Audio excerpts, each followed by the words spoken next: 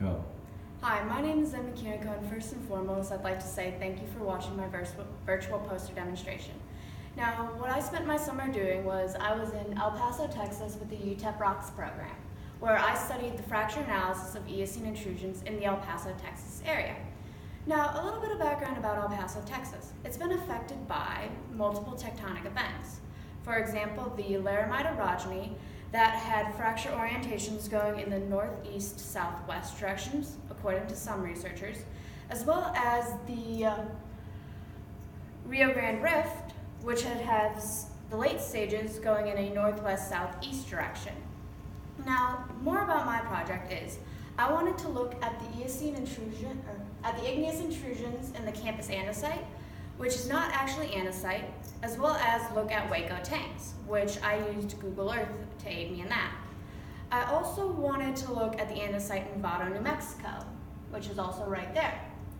And I also wanted to see if I can in any way bring in Lauren Neiman's presentation from last year on her study of three sisters. I wanted to see if the fracture orientations could be related to the Rio Grande Rift, the Laramide orogeny, or somehow to a bit of both. Now, for how I went and collected my data, I would go up to a fracture and be like, okay, I like this one. Can I reach it for one? And for two, could I just actually get a good measure on it? If I could reach it and get a good measure on it, I would. And I would take all the data that I gathered that day and plot it in the Almond Digger software, which you can see here, as well as right here. And then I would put a Rose diagram to see if, okay, are the dominant fractures going northwest southeast or northeast southwest? And now I want to talk about some of the gigapans that I was able to take at these locations. If you look on this area by the laser pointer, it is a gigapan of Vado, where you can see the primary fracture sets going vertical, as highlighted in the yellow. Now, if you will take a look at where the laser is pointing now, you can see very beautiful shear zones that was taken along the campus andesite.